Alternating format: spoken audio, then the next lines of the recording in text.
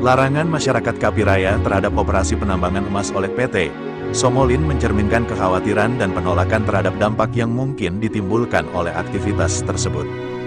Berikut beberapa alasan yang mungkin mendasari keputusan masyarakat Kapiraya untuk melarang operasi penambangan. Sangat kekhawatiran terhadap kerusakan lingkungan, termasuk pencemaran air, kerusakan hutan, dan dampak negatif lainnya pada ekosistem lokal, bisa menjadi alasan utama penolakan masyarakat adat. Mungkin merasa bahwa hak-hak mereka atas tanah ulayat dan sumber daya alam tidak dihormati atau dilindungi dengan baik oleh perusahaan. Penggunaan tanah tanpa persetujuan dari masyarakat adat seringkali menjadi sumber konflik. Masyarakat Kapiraya mungkin khawatir bahwa manfaat ekonomi dari penambangan tidak akan dirasakan oleh mereka, tetapi malah membawa dampak negatif, seperti hilangnya mata pencaharian tradisional, peningkatan konflik sosial, dan ketidakadilan ekonomi. Penolakan mungkin muncul karena kurangnya keterlibatan dan konsultasi yang berarti dengan masyarakat setempat sebelum dimulainya operasi penambangan. Keputusan yang diambil tanpa melibatkan komunitas adat dapat menimbulkan rasa ketidakadilan. Berdasarkan pengalaman masa lalu, jika masyarakat memiliki pengalaman buruk dengan proyek-proyek penambangan sebelumnya, baik dari segi dampak lingkungan maupun sosial, hal ini dapat mempengaruhi sikap mereka terhadap proyek baru. Larangan ini menunjukkan bahwa masyarakat Kapiraya sangat menghargai tanah dan lingkungan mereka, serta menginginkan perlindungan yang kuat terhadap hak-hak mereka. Persetujuan dan kerjasama dari masyarakat lokal sangat penting dalam pelaksanaan proyek-proyek besar seperti ini, dan perusahaan harus berusaha untuk membangun hubungan yang baik dengan masyarakat setempat untuk mencapai solusi yang menguntungkan bagi semua pihak. Selanjutnya, kaitan dengan pengambilan emas oleh PT Somolin Kapiraya di Provinsi Papua Tengah bisa memiliki berbagai dampak terhadap wilayah tersebut, baik dari segi ekonomi, lingkungan, maupun sosial. Tanggapan dari Kepala Suku Besar Wilayah Mipago Melkianus Keya SH, MC, akan sangat penting untuk memahami perspektif masyarakat adat terhadap aktivitas pertambangan ini. Berikut beberapa kemungkinan tanggapan dari Kepala Suku Besar Wilayah Mipago, Provinsi Papua Tengah. Pertama, perlindungan hak adat.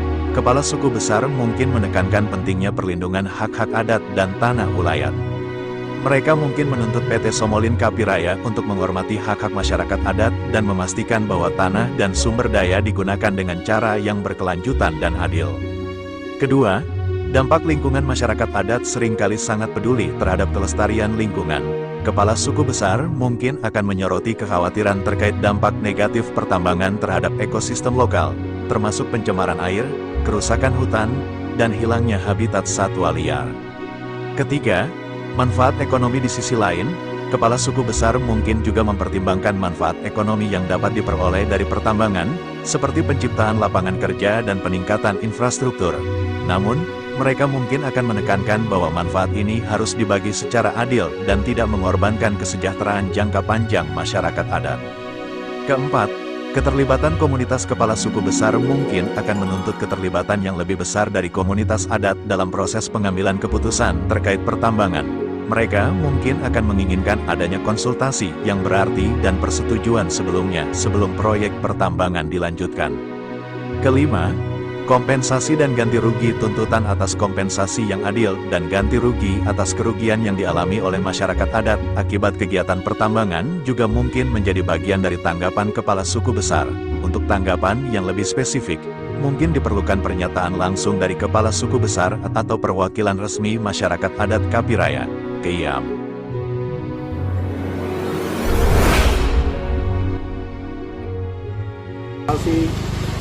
Warga Kabupaten Dogiai, Kabupaten Deyai, Kabupaten Mimika, Kabupaten Paniai, Kabupaten Nabire, dan seluruh masyarakat tanah Papua.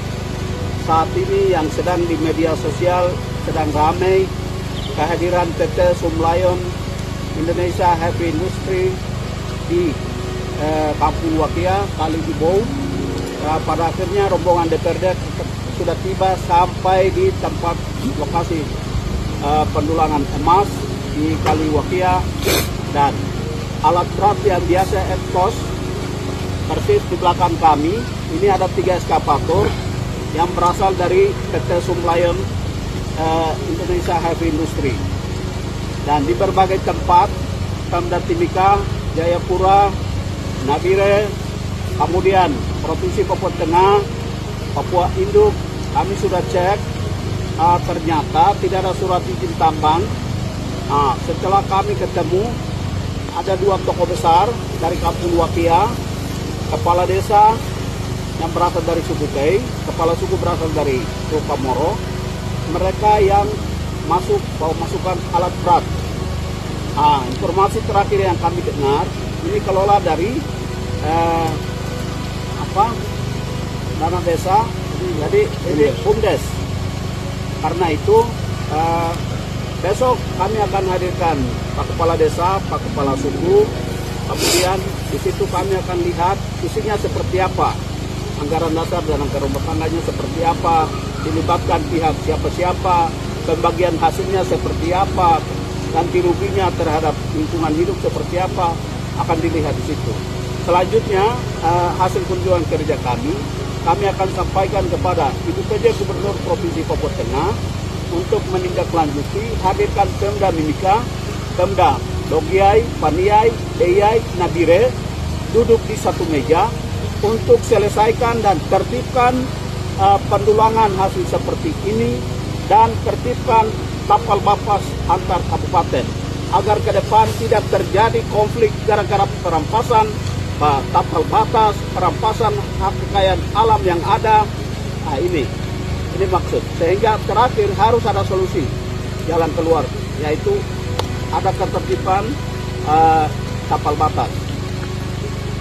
Kira demikian dan terima kasih. Dan selanjutnya rombongan setelah dari lokasi pendulangan kurang lebih hampir 60 lebih kilo kembali jalan kaki ke Kampung Kapiraya, Kampung Mogodadi. Demikian dan terima kasih.